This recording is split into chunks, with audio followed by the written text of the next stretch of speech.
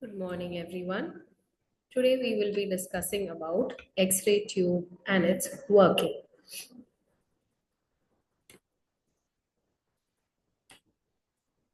We'll mainly be discussing about where are these X-rays used, what are its diagnostic importance or where are it is used, the parts of an X-ray machine, the components of an X-ray tube head, how these X-rays are produced. So let's begin. First, for an introduction, the X-rays were discovered by Röntgen in the year 1895. They mainly have these properties that they are weightless packages of pure energy, mainly containing photons that are without any electrical charges. Usually, they travel in waves along a straight line. They have a specific frequency and a specific speed. They are a form of high energy electromagnetic radiation. Therefore, they are a part of the electromagnetic spectrum. The diagnostic properties of X-rays are the ones that are mainly used for various purposes. That is, the X-rays, they travel in a straight line. They have the power of penetration. Therefore, they can penetrate liquids, solids, and gases.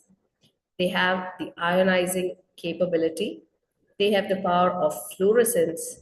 The effect on films is which helps in producing a photographic film or a photographic image that is formed on the X-ray.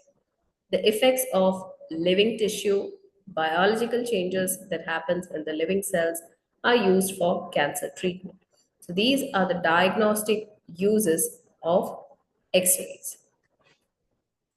The uses of X-rays for radiobiology, that is for diagnosing various diseases in dentistry as well as medicine, for medical legal cases, radiotherapy, that is for destroying the malignant tumor and to cure skin diseases. In industry, especially the radio waves uh, for detection of pearls, to detect the quality of oil painting. In engineering, to examine any gross structures, to identify the cracks that have occurred in metals, and along in spectroscopy. They can also be used in photochemistry, radiobiology, crystallology, for sterilization, especially for preservation of food, and in forensic department, both in medical as well as dental. Moving on, an introduction about how these X-rays are produced. The X-rays are produced by sudden deceleration or a stoppage of these rapidly moving electrons that are formed in the high vacuum X-ray tube. The X-ray tube has some main important parts, one of it being the X-ray machine. The dental X-ray machine is used to expose intraoral radiographs as well as extraoral radiographs or extraoral films. The dental X-ray machine consists of three main parts. One is the control panel, next the extension arm, and lastly the tube head. Now let's see about these in detail, the control panel, the extension arm, and the tube head. This is the diagrammatic representation of the control panel. As you can see, there are blue buttons and yellow buttons on the control panel. There is an extension arm which is holding the X-ray tube head.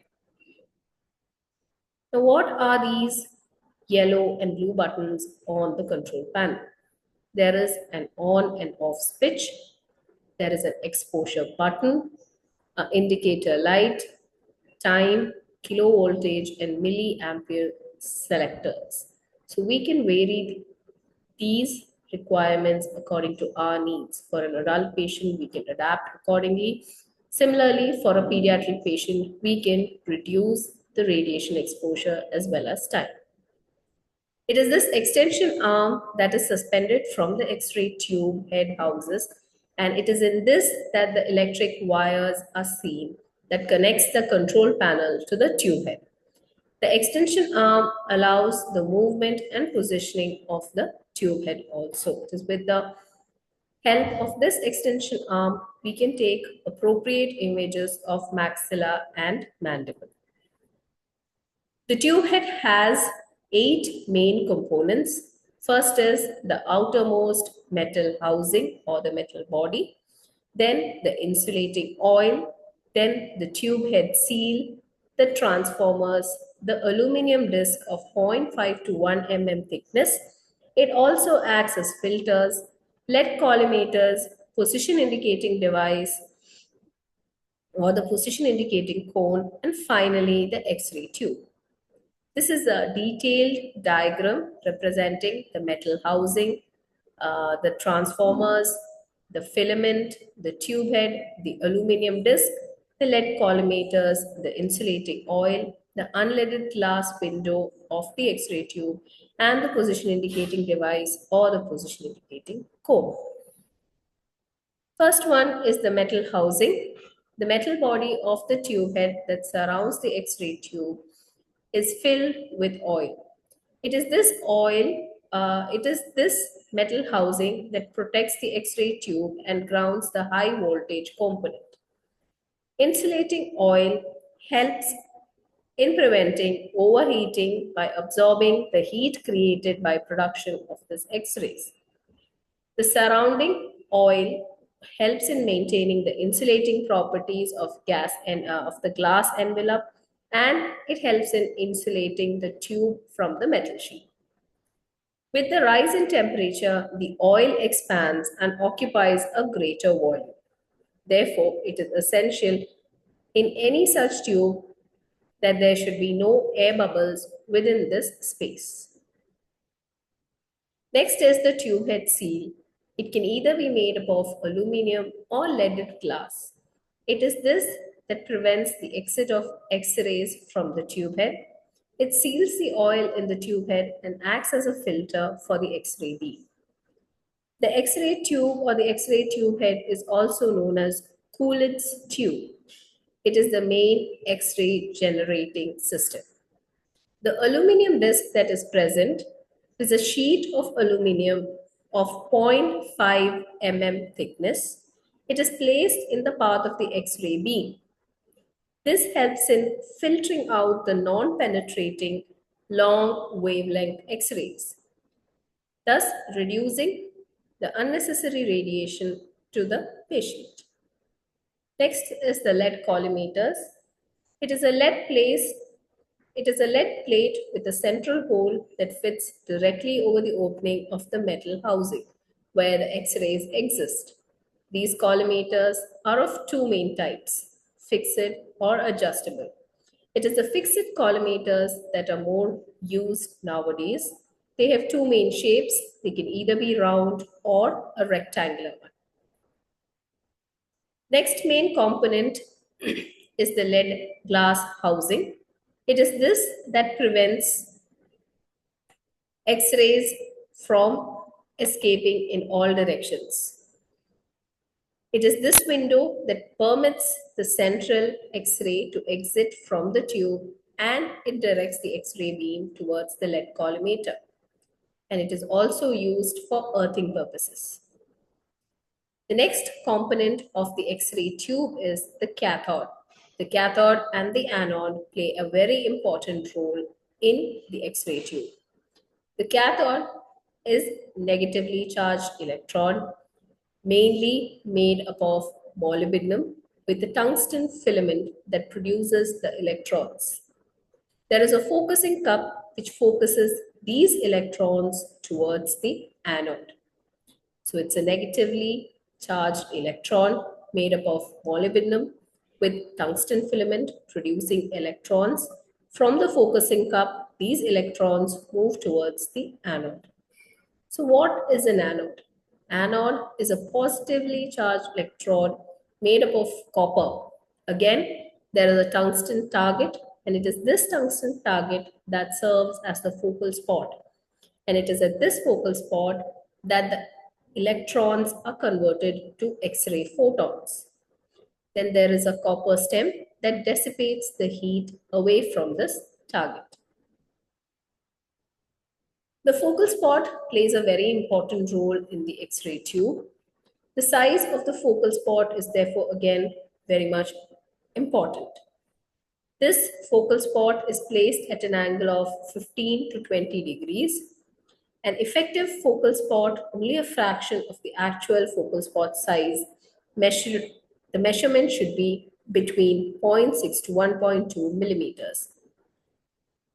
You can say smaller is the focal spot size, sharper will be your X-ray image. So that is the additional benefit. Now you might all be wondering why we use tungsten both in the electrode as well as in the anode. They have a high atomic number, therefore increased X-ray production can be made. They have a high melting point, so they do not melt easily. High thermal conductivity, therefore they dissipate heat to the copper stem, and a low vapor pressure, therefore maintaining the required vacuum in the X-ray tube. Now there are transformers in the X-ray tube. Again, these are two essential components. There is a step up transformer and a step down transformer. The step down transformer helps in decreasing the voltage from the incoming line voltage. And the step up transformers increase the voltage from the upline coming voltage. Nowadays, there are automatic transformers that serve as a voltage compensator and corrects any minor fluctuations that happen during a short circuit or during an electric failure. Now, how are these X-rays produced? When the electric current moves, the current is directed to the step-down transformer in the X-ray tube, therefore reducing the heat from 110 to 220, that is, or 3 to 5 voltage. Then it heats the tungsten filament, the thermionic emission occurs, therefore there is a release of electrons from the filament forming an electron cloud. Now the exposure button is pushed, the high voltage circuit is activated, the electrons accelerate to the target anode. The electrons strike the anode, and here the kinetic energy is converted to X-rays and heat.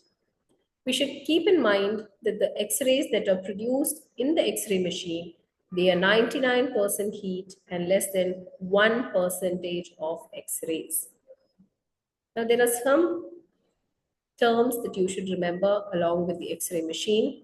The current that is evaluated in milliampere or MA, and the voltage in kilovoltage peak or kVp. It is the current that decides the number of electrons generated from the cathode. Therefore, you can interpret it as higher the current, higher will be the number of electrons generated. Therefore, more will be the X-ray produced. Similarly, voltage helps in deciding the speed of the electrons going to the target. So higher the voltage, greater is the speed of electrons, therefore more energetic the X-ray photons are produced. Therefore, greater will be the penetration of these X-rays. When a dental X-ray unit operates, it requires a kVp or a kilovoltage between 50 to 90. Thank you.